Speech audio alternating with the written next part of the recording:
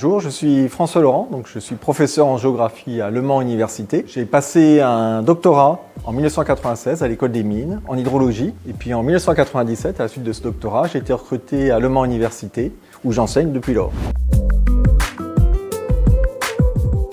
J'avais commencé à travailler avec des groupes d'agriculteurs et des gestionnaires de bassins versants de l'ouest de la France sur des questions de pollution agricole, et donc de l'impact des pratiques des agriculteurs sur le système eau. Et puis ensuite, j'ai été à la rencontre avec le Brésil en 2004, avec des universités du sud du Brésil, sur lesquelles j'ai commencé à travailler sur des questions encore d'agriculture et de lien entre agriculture et environnement, impact des pratiques agricoles sur l'environnement. Puis ensuite, on a développé des activités aussi, des relations avec des universités du nord du Brésil, de l'Amazonie. Il y a quand même plus de 2500 km entre les deux, donc c'est un autre Brésil avec un contexte social et environnemental différent. Là, donc, j'ai travaillé avec des équipes françaises aussi, du CIRAD, sur les questions de transition agricole. Ce qui est passionnant au Brésil, c'est un pays donc immense, avec une grande diversité de contextes, mais aussi avec une cristallisation des enjeux environnementaux et sociaux auxquels fait face toute l'humanité. La question de l'Amazonie, mais il y a bien d'autres biomes qui sont concernés, de gestion de l'environnement, de protection de l'environnement, en même temps de développement durable des populations, souvent des populations défavorisées.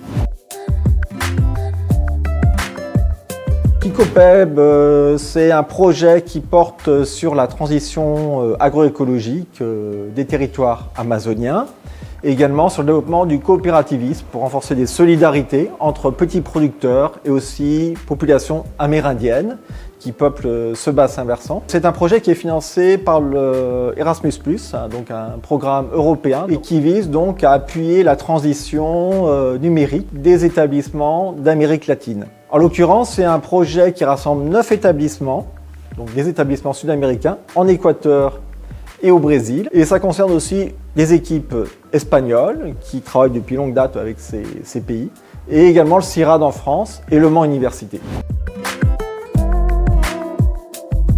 Il y a eu un premier temps qui a été de faire mettre en évidence les nécessités d'enseignement dans ces différentes universités du bassin amazonien. Donc on a organisé en Amazonie brésilienne, on a rassemblé différents partenaires du projet. Donc on a défini 3 types d'outils qui sont importants pour développer le numérique. La connaissance des enjeux socio et environnementaux en Amazonie, mais en même temps leur diffusion beaucoup plus large que simplement dans certains cours de certaines universités. Des produits tels qu'une carte participative où on va relater des expériences diverses de transition agroécologique, d'écotourisme, développement de coopératives, de solidarité locale à l'échelle du bassin amazonien, en travaillant avec les populations et avec les étudiants qui ont des travaux de terrain. Également, une plateforme d'échange de connaissances entre les populations amazoniennes, des producteurs, des populations amérindiennes et les étudiants des universités considérées. Et puis, un troisième type d'outils qui sont des vidéos thématiques sur ces questions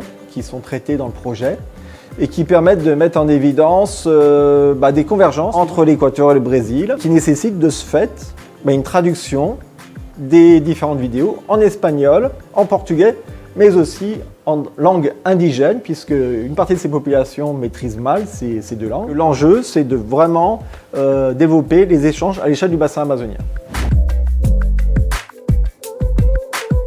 Il y a une coordination qui est très importante et pour cela, nous avons l'appui du pôle ingénierie des projets européens de formation des relations internationales. Donc, il nous a déjà aidé à monter le projet. C'était quand même tout un enjeu important de construire ce projet, de le soumettre à la Commission européenne. Et maintenant, dans le déroulement, puisqu'on a une ingénieure projet qui suit la gestion, l'organisation des événements, la planification, etc.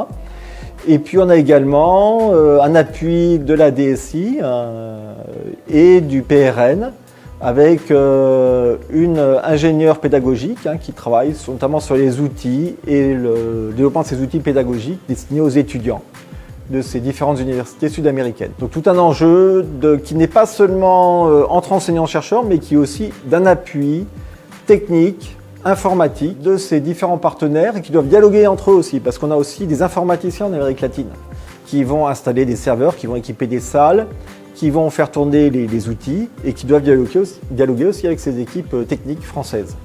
Donc c'est vraiment un projet collectif multidimensionnel.